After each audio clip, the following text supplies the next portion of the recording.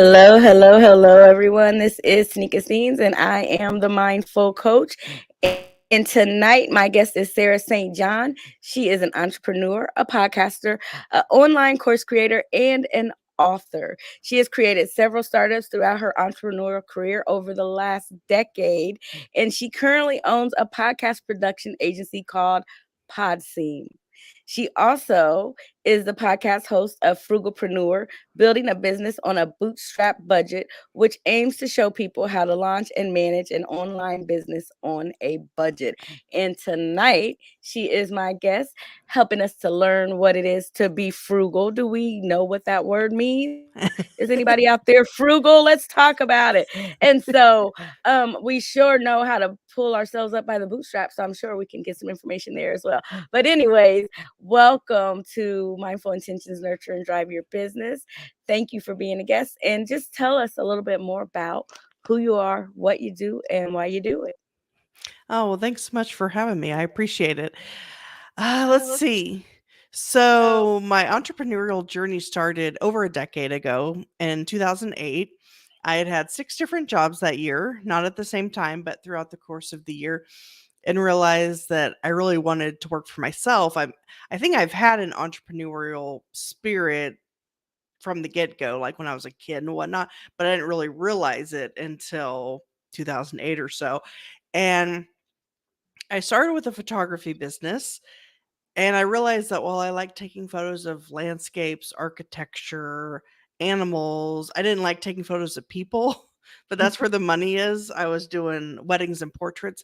But the bigger issue was just the expense to maintain and upkeep equipment and all that stuff. And so I decided to switch to an online business model, but I wasn't sure what I wanted to do. So I tried a bunch of different things like blogging, affiliate marketing, drop shipping, a print on demand t shirt company, all these different things. And I got the idea to write a book called Frugalpreneur about the different types of online business models, how you can make money online and do it on a budget. And then while I was writing the book, I got the idea to launch a podcast, also called Frugalpreneur, to coincide with the book. It was just going to be, like 10 episodes or something. But I was getting more leverage and traction with the podcast than the book. And so I kept the podcast going. I've been doing it for 3 years now, about 150 episodes. And so I just love podcasting, the networking and connections, and I was producing my own show, so I decided why not get paid to do it for other people. So I created the podcast production agency and all of that. So that's kind of my journey in a nutshell. All right. And so, it is so good to hear that you were like, I want to do something different, and you went for it. Oftentimes, people find it hard to just be able to just have an idea and just grasp the concept of let me get started. What does that look like? Like, where do you find the courage and the motivation to just get started, and where did you begin? Oh, it was, I mean, it was kind of, I think entrepreneurs tend to have shiny object syndrome. And so it was kind of a problem that I was jumping around and not really sticking with stuff. It was kind of like I would hear about something like drop shipping, for example, and I would try it out, but then it was like the passion wasn't there for a lot. It was more, how can I make money online? That's all it was. Um, but it was podcasting that I really felt more of a passion for. Um, I think that's why I'm sticking with it. Everything else was more just kind of like trial and error. Um, I did have an online travel agency for about 5 years, and I thought that that's what I was going to do permanently because I enjoy traveling and I planned my own trips and create itineraries and all this stuff. But then COVID hit, and with a travel agent, you don't get paid until the person takes the trip. But like all my trips that I booked were getting canceled. And so it was a bunch of work that I didn't get paid for. And I had already been like starting with the podcasting and kind of starting to think that I wanted to go in that direction. But I think COVID really sealed that. And so, yeah, that's where I am now.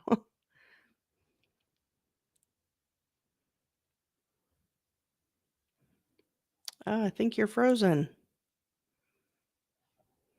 Hmm. I don't.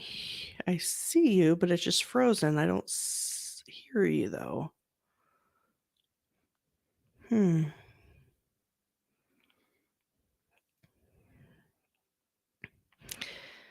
She'll be back. I hate technical difficulties like this. There's always something. Hmm. Interesting. It's never happened on this platform though.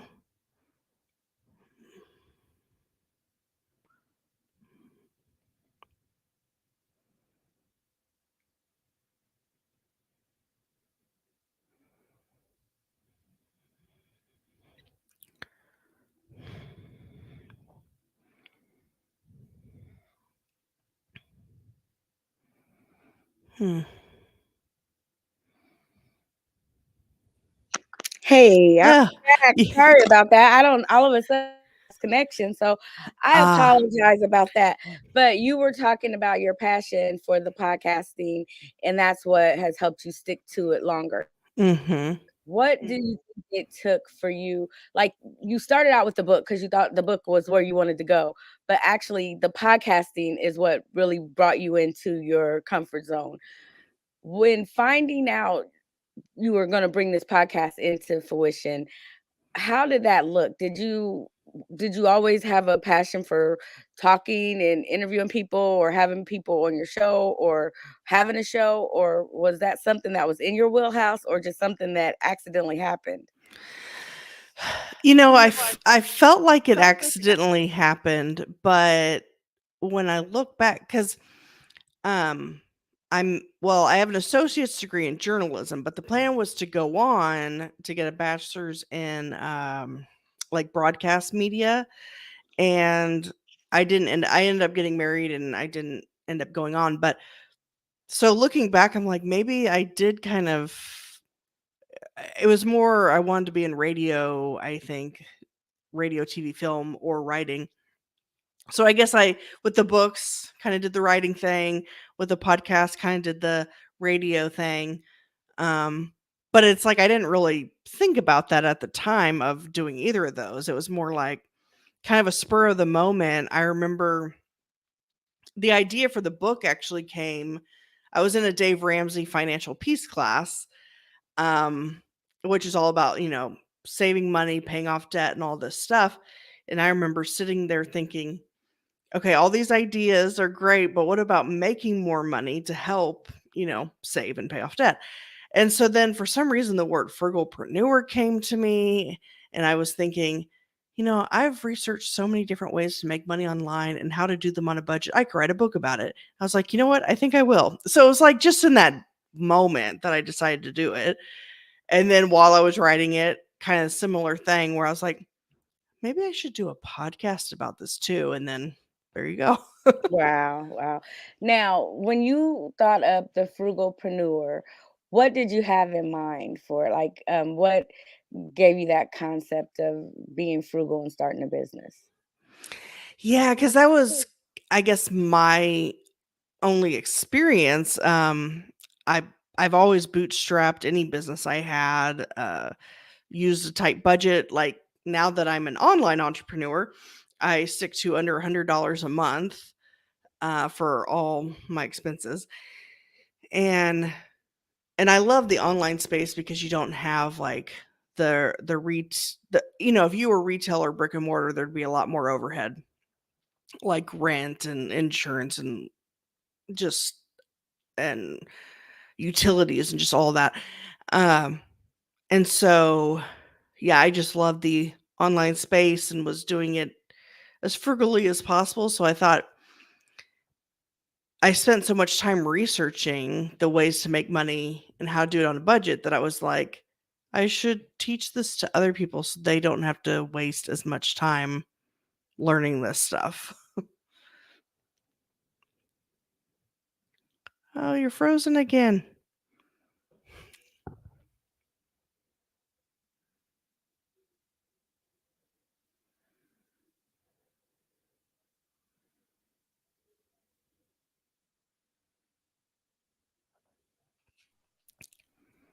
Okay, so I had to switch devices. Hopefully, this is better. Let's see. Can you hear me better? Yeah, I can hear you. Okay. All right. Now we're back. We can, for the podcast, we can clean this up. But for it being live, that's okay. That's what reality is. Things happen in life. And what do? Do you just run off and cry and give up? No, you keep trying until something works. So Right, let's go back exactly. to that. Yeah, talking about what you knew about being frugal and how it helped you to launch your business. Oh, uh-huh. Yeah, so I'm not sure where it kind of left off at, but basically, I try to do all my businesses, well, grand total for under 100 a month, which is, with an online business, that's feasible. Um, so I've always kind of had that frugal mindset, and I think that's in part why I switched to online because you don't have all the overhead with rent and insurance and utilities and all that stuff. Um, but I spent so much time like researching different ways to make money online, how to do it on a budget, that I wanted to write a book and create a podcast so that it kind of like lays it all out there so that people don't have to waste their own time like researching different things. Yeah. And information is so important these days. And I think a lot of times the reason why people don't get very far is because you have to do some work, and the work is the research part of it. And I think Mhm. when we have people like yourself that have put in that work and have done the research and that are willing to work with other people to show them how to do that, that is such a wonderful thing, because a lot of times people don't maybe have the time, or really don't even have the resources or know where to start.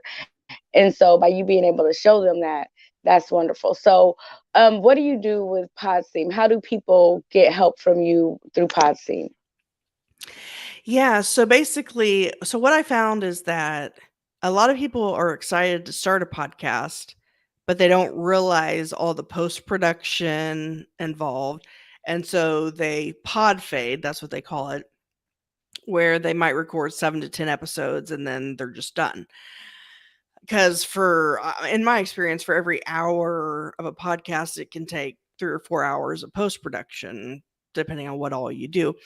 And so basically what I do is someone records their podcast, they send me the file, and then I do all the editing and production as far as like cleaning up the audio and removing filler words and things like that. But also like show notes, transcriptions, uh, social media, images and artwork, and um, I'm also doing some coaching and like marketing, like ads, and so it's kind of an all encompassing. It's not just production; it's kind of everything. But yeah, that's what I do because I've been doing it all for myself and enjoy it, and so I figure Yeah. might as well get paid to do it. Yeah. So you taught yourself how to do most of the things, the editing and the marketing and all of that. You pretty much have taught yourself how to do that. Right. Yeah. I mean, I would maybe take a course here or there, but for the most part, yeah, just self taught, I guess, through courses and books and things like that. Hmm. Yeah. And so do you offer courses as well, or do you just Ac do the back end? Actually, I am working on a course right now. The website for it is podcastprofitpro.com. It's actually available for pre-sale right now. And basically, it's not really like a beginner course. It's because my book. Okay, let me back up. So I have 3 books actually, but the third one is called Podcastpreneur, and that's a very like basic understanding of podcasting, like starting out. Whereas the course is going to be more about how to market a podcast, monetize it, tips and tricks for guests and hosts. So it's definitely more like probably after you've had a podcast, and ways to you're ready to market it, monetize it, get on other shows or have people on your shows, and like how to get them to share the episode, and like how to get big name guests on your show, things like that.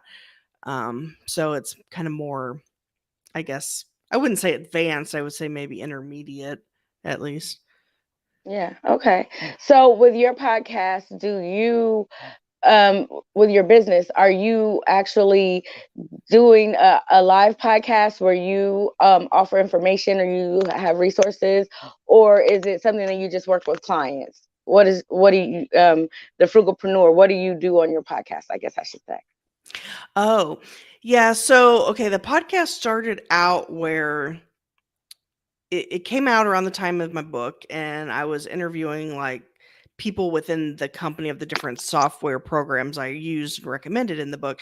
Then I started just interviewing like people that admire within the entrepreneurial space, and that I think would give some valuable information with whatever area they're in, whether it was podcasting, self-publishing, affiliate marketing, whatever it was. And then I started interviewing people who started their business with under $1,000 and then bootstrapped it with no like outside loans or credit or capital or investment or any of that stuff. Bootstrapped it to at least 1 million, not like per year, but like total. Um, and I think that those have been some of the most, actually those are the most downloaded episodes probably, is the stories of people who started with under 1,000, some of them under 100, and then built a business over, maybe took them 5-10 years, who knows, to get to 1 million, but still they got there. And yeah, and then I've interviewed a few people that are well known in the space, like Pat Flynn. I'm not sure if you're familiar with him, but stuff like that. But yeah, so but it's all kind of around the whole concept of frugalpreneur, like how to run a business on a budget, or inspiration as far as people who have done it and been able to do it and still get to 1 million. Yeah. Yeah. Yeah. And you know what? I'm so glad that you said people that started a business with under 1,000 or even under 100, because there are people that are sitting around that blow money that they say they don't have, that they say, oh, I just don't have that. But then you look around and it's things that they do have that is like, okay, well, if you can have that, then I'm sure you can get to 1,000 or 100 or whatever it is that can start that investment.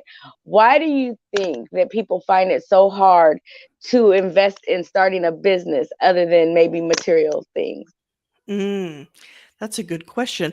I actually see there's like a meme that on Facebook that I see sometimes where it's like, um, it'll say like $100 on a business can't afford, $100 on a nice meal out can't afford, like people's mindset. And I mean, maybe part of the problem is people don't realize how affordable it can be to start a business, at least an online business for sure. Maybe people don't realize that it's only could take $100 or whatever, and so they don't even, I mean, that either that or they're just not, I guess, as disciplined or serious about it, maybe. Yeah. Yeah. And I think sometimes it's the fact of maybe you have to do some research. Maybe Mm. you have to read some books. Maybe you have to even hire a coach in that aspect or take a few courses. But that's an investment in yourself, and being frugal and being on a budget, even within that. I think most entrepreneurs get that and are disciplined in a way that most entrepreneurs have their hands in a lot of different pots, really they do, Mm. and they're multitaskers, but at the same time they understand the value of their time and the value of a dollar, and working smart and not hard. And so that means using other people's knowledge to leverage that. What would you Mm. say you see when you are dealing with someone or working with someone that wants to start a business? What's their main objective to trying to move forward? Their main, like, their main reason to move forward, or their Yeah. main oh, I mean, I guess a lot of people, they already maybe have a day job, a regular 9 to 5, but they want, like, the freedom and flexibility that comes with having their own business. I think that's a big thing. And the ability to stay home, like if they have kids, or to travel or work from anywhere, those types of things. Plus the likelihood, well, I mean, I guess it depends on what your day job is, but the likelihood that you'd probably make more as a business owner at a certain point than 9 to 5. Um, so I think those are some of the biggest reasons, but also people, if there's something that they just really feel like they need to get out there, or are really passionate about, or even a hobby or something, that knowledge that they have that they want to spread to other people, things like that, I think that's also a big motivator. So it's Yeah. kind of, yeah, it's kind of the freedom, flexibility, and potential income, as well as the, at least I feel like you should have a passion or motivation or reason. And I think that's why the first several businesses I tried, it didn't really go anywhere, because they were things I wasn't passionate about. hmm And I like the fact that you said you had six different jobs and you had went through so many different things. So you've seen a lot of different things and ways of doing them. And apparently, I think when we get in that situation as entrepreneurs, when we have that entrepreneur mindset, it's not that you can't do a good job with those jobs. It's just that you sometimes get complacent and then you have all this energy, that raw energy that you need to utilize because you've got a passion and desire inside of you. But sometimes we don't know how to unleash that.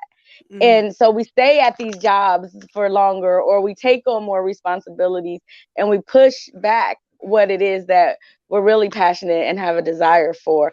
What would you say to those people that are wanting to take that change or make that change and step into starting this business, but again, feel like maybe I don't have enough money, I don't have resources, I don't have the time? What would you say to those people? mm. Well, I mean, the first thing I would say, like, if someone already has a job, but they have a business idea, I wouldn't recommend just up and quitting your job to start your business. I mean, unless you have, like, a whole bunch in savings or something like that. Um, but I mean, I wouldn't recommend that, and that's not the route that I mean, the route that I took and recommend is keep your day job for the income, the benefits, whatever. Work on your business or passion, uh, as a side hustle, so to speak, evenings, weekends, whatever. And of course, it is tough, especially if, and I don't have kids, but if I did, I mean, I think it would be pretty difficult to manage all that. But I just, and I feel like until your business is making enough to replace your day job income, or let's say at least a year's worth of income is saved up or something like that, that's my recommendation. I mean, some people say, "Oh, no, you should just take the leap, quit your job, and do your business." And they say the reason you should do that is because it's like lighting a fire under your butt, basically. Like, now you have to, make money. And I suppose that could work for some people, but I feel like, I don't know, it's a little bit risky, because you don't, like, for me, for example, I tried several things before I found something that actually worked. First, hmm it was the photography business and the online travel agency, and now podcasting, but everything in between didn't work. And so, um, and you can't know really what's going to work and what isn't. Because I think probably most business owners have started several jobs or several businesses. Um, most people probably don't get it right the first go round. uh, but anyway, so that would be my recommendation. Then, as far as the expense of starting a business, well, so that's the benefit also of keeping your day job, so that you do have that extra 100 a month or whatever it might be to dedicate to your business. Yeah. Yeah. Thank you for sharing that. Um, a guest that's watching said, Marilyn, she said the key passion is about what are you called to do, and then you need to work and research and sacrifice. And I think that is just exactly what you've been saying, is that you have to figure out what it is that you're passionate about. But just because you start something doesn't necessarily mean that that is where you're gonna fall in love, right? And so just like you went for the book, but you said in doing the book, you created the podcast. The podcast is what's led to bigger results. And sometimes I've seen people where they get upset because maybe the book is where they wanted to really go, but the podcast is flourishing, but they're not really letting the podcast be effective because they're so focused on what the book isn't doing. And how do we Mm. keep our mindset in a place of where, what's working for us is what we need to do other than what we think we want to do, but what actually is benefiting and helping us.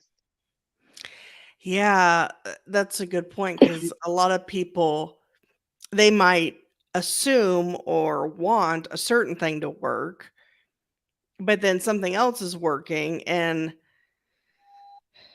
like for me with podcasting, it was just like I didn't even start listening to podcasts until like a year before I launched my own. And actually, I remember a time when people kept saying, "Oh, you got to listen to this podcast," or "Do you listen to this podcast?" And I'm one of those people that before I got into podcasting, I only listen to music. So like anytime on the radio when a commercial came on or the DJ came on or whatever, I would switch it till I got to music again. So I didn't think that, listening to a podcast would work for me. But then when I started seeing certain podcasts that were specifically on very specific topics that appealed to me, and I started listening, and I don't know, I subscribe to like 30 podcasts now. But it's, I guess, because for one, well, I was gonna say there's no commercials. Well, some of them do have like ads here or there, but it's not as long, and not all podcasts have that. But also the top, if you're listening to the radio and listening to a DJ, they might talk about anything and everything. But when you're listening to a podcast, it's like very narrowed and niched down. Um, And so I guess my point in all of that was like the longest time I didn't think that I would even care about listening to podcasts, let alone have my own podcast production agency. It's like, but I think you have to be willing when you see that something is working, it was just kind of by chance or accident or like a byproduct of something else, that to me that's a signal that you just need to go with it. Like if Yeah, what you really want to work isn't really working, and then something else is, yeah, definitely. yeah, As long as it's not something you don't, uh, as long as it's something you enjoy doing, of course. yeah. That is true. That is so true. And again, that's about finding your passion and being able to do something that is going to not only just elevate you, but also help elevate others as well.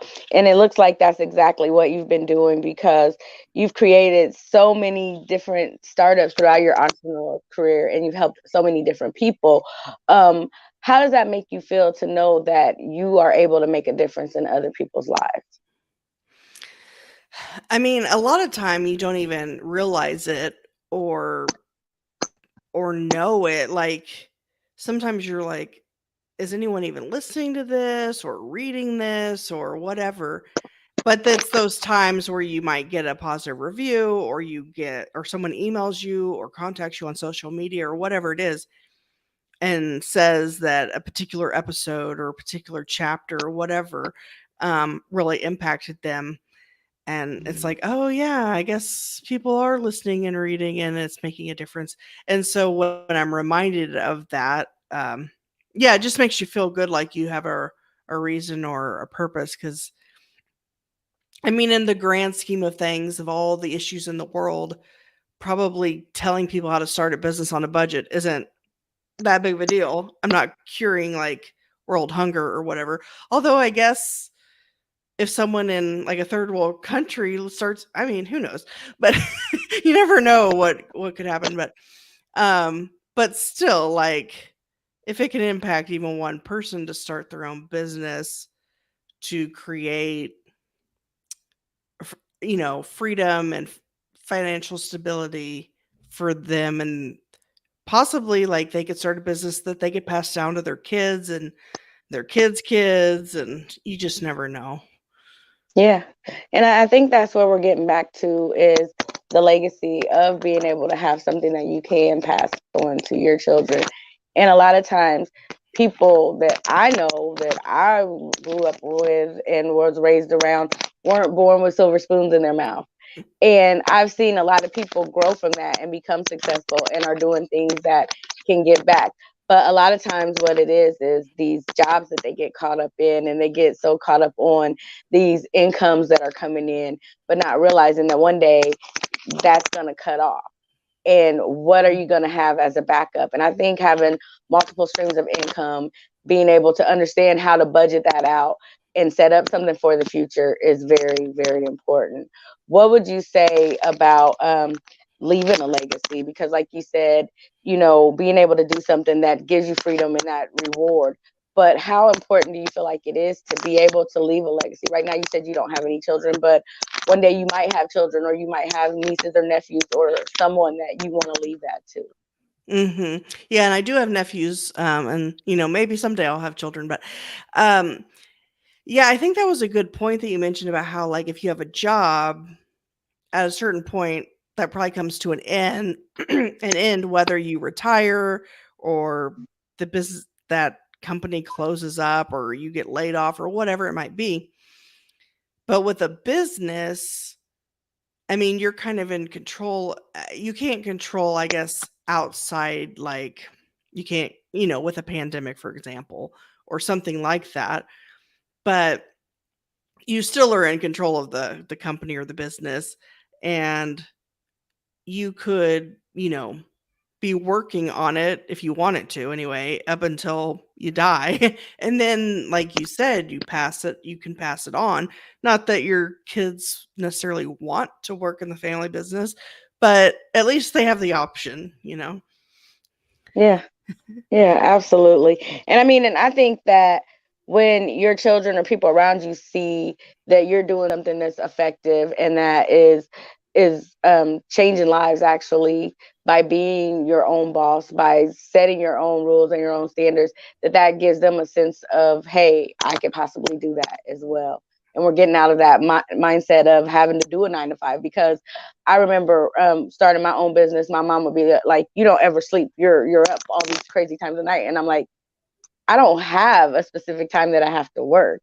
I can work when I feel like it. I tell my Mm. kids, you're welcome, because I can be at your games and I can do all these things because I do have online access to work with clients and to do podcasts, and I can do a podcast from anywhere. I mean, we've been on vacation and I've done podcasts, but and I've interviewed people or whatever, and not having to miss out. And that was so important to me because there was a time when I worked a job and you can only miss so many days, and you couldn't be there for doctor appointments or to be at games and different things, first days of school and different situations, or even snow days, right?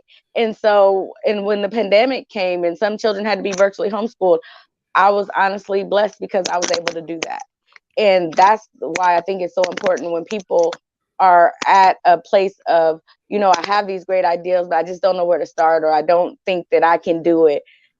I believe that no matter who you are, you can do anything you put your mind to, but it's all about your mindset. How important do you feel mindset is, and how did it play a role in you getting to the point where you are?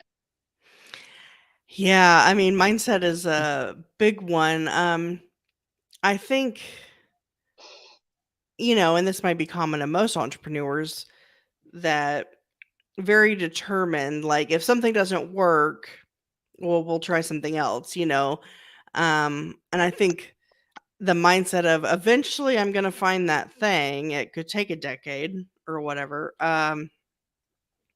But I'm eventually going to find that thing and it's going to take off, and just having, I guess, a positive outlook and reminding yourself that, if so and so can do it, then surely I can do it. Um, yeah, I think just keeping and not getting, when a business doesn't work, don't get, down in the dumps and think, oh, well, that's it. I guess this just isn't for me. Um, I mean, maybe that business wasn't for you, but something probably is. So I think just having that mindset to keep going, basically. Yeah.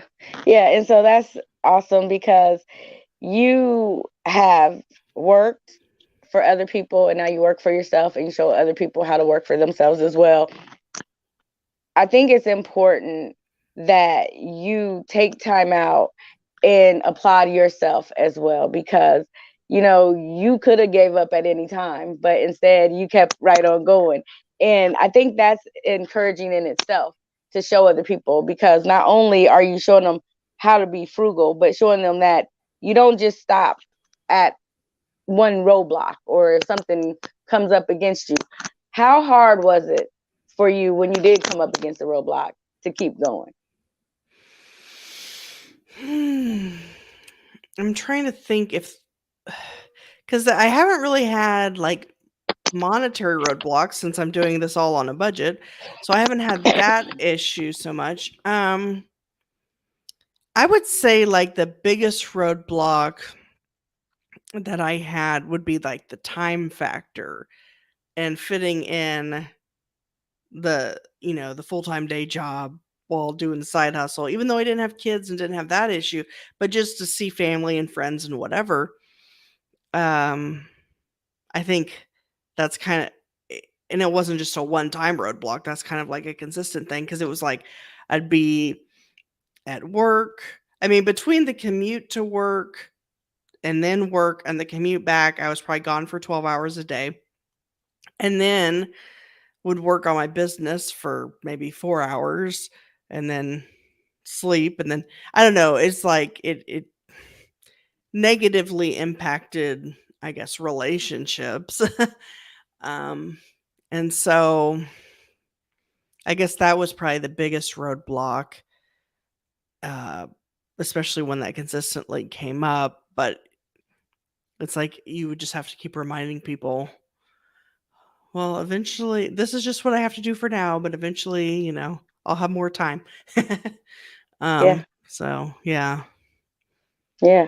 And so does that actually happen? Do you actually get to that point where you have more time, or do you now feel like you have less time? No, I think once you get to the point where you're in your business full time, then I mean, it depends on the person, I suppose, and the type of business, but I've found that I've been able to uh manage time a lot better than when you're doing juggling a bunch of different things. Yeah. Yeah, I Mhm. agree. I agree that when you are starting something, it's going to take a lot of your time. It's going to take effort, Mhm. and the people around you need to be supportive and recognize what it is that you're working for. A lot of times, people will try to, and I guess naysayers or maybe folks that haven't done anything before can try to talk you out of what you're doing because it Mhm. feels like it's taken away. But truthfully, what it is doing is actually adding once you get over that hump and you get everything developed. And so it takes time, people. It takes time to start a business. It takes work to start a business. It takes sacrifice. It takes dedication. It takes people being mad at you sometimes because you can't do what they want you to do. But if you learn how to budget your time and be frugal with that as well, Mm. building your business is something that I believe is truly achievable. If anyone in this audience is watching today would like to learn more about the Frugalpreneur or would like to learn how to build a business on a bootstrap budget, how can they contact to work with you? Sure. So if they're interested in listening to the podcast, you can just search Frugalpreneur in any podcast directory. It should pop up. I have 3 books, and I give them away the PDF version for free at the sarahstjohn.com/free. So that's the, and then Sarah with an H, and then stjohn.com/free. And that'll be Frugalpreneur, Authorpreneur, and Podcastpreneur. And then, if anyone has a podcast already or is thinking about launching one, and interested in learning about my services, that's PodSeam.com, PodSeam. All right. So would you say that you are a serialpreneur? A serialpreneur? Yes, definitely. I mean, yeah, I've had tried so many things. Yeah. But I Yeah. think when you finally find that one thing, then, because I think it's the shiny object syndrome where you want to start this and you want to try this and you want to do that. But if you think of like a pizza or a pie, and if you're working on one business, then you can, dedicate 100% of the time, money, energy, whatever. But if you're working on like 10 different businesses because you're kind of dabbling or whatever, like I was doing, then you can only dedicate 10% to each one. So I think it's normal and okay when you're starting out, especially if you don't know what you want to do, to, kind of dabble and try different things. But I think if you get to the point where you feel like something, well, first of all, if something is working and making money and you're enjoying it and it's a passion and you can see yourself doing it long term, then I would go all in on that instead of trying 10 different things. Yeah. Yeah. And just keep like spaghetti, keep throwing it to the wall until it sticks. Yeah, I'm actually having spaghetti for dinner after this. So. Oh, that's funny. Well, don't throw the spaghetti to the wall. Eat that. Put that on your plate. But for the purpose and intentions of coming on Mindful Intentions, Nurtures and Drives Your Business, or Mind Your Business, what is something that you would really like people to walk away with tonight that you could leave them with?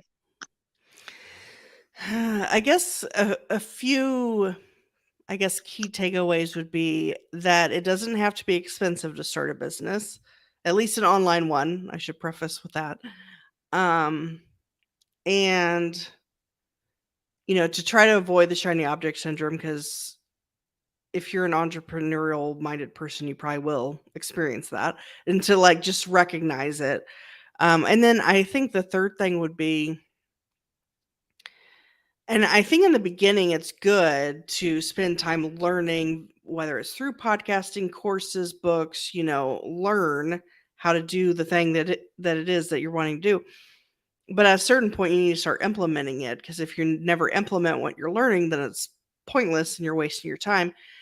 And so I try to spend an hour implementing for every hour I spend learning now. So try to implement maybe after you've learned something, implement what it is that you've learned versus learning a whole bunch of stuff about a bunch of different things. And then when you actually need to use that thing, you don't remember it, or, so I guess that would probably be the other thing that I've learned. Absolutely. And I love that you said, Sarah, to implement what you learn. So listen, if you're out there and you want to start something, try it out. That's what friends are for. That's what families are for. That's what your children are for. Practice on the kids. Practice on them. I do. I make my children practice mindfulness with me.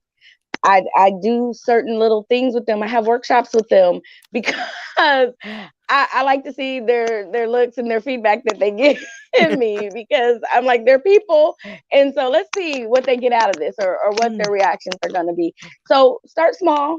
You don't have to go launch it to the world, and then take baby steps. Do lives, do little videos. If you're afraid to go live, do a small video about what your ideal is or what your plan is, and get other people interested to support you. Because if you show people what you're passionate about, they will get passionate with you. Trust me, they will. But if you just sit back and act like you don't have a clue, they'll act like they don't have a clue either. But when you are excited about something, people will get excited with you. And it doesn't have to cost you a whole lot. Sarah just came on here and told us tonight that you can be frugal and start a business on a budget, less than $1,000, less than $100. You spend more than that just watching television, on your social media. You do. You spend more than what you think. We have more money that is disposable than we ever could imagine. We are the 1% in this world, truthfully. The people that have an income coming in, you're better off than anybody that is in another country that has no clue on how to get the resources that you get. So trust me, you have it. You have the resources. You have them.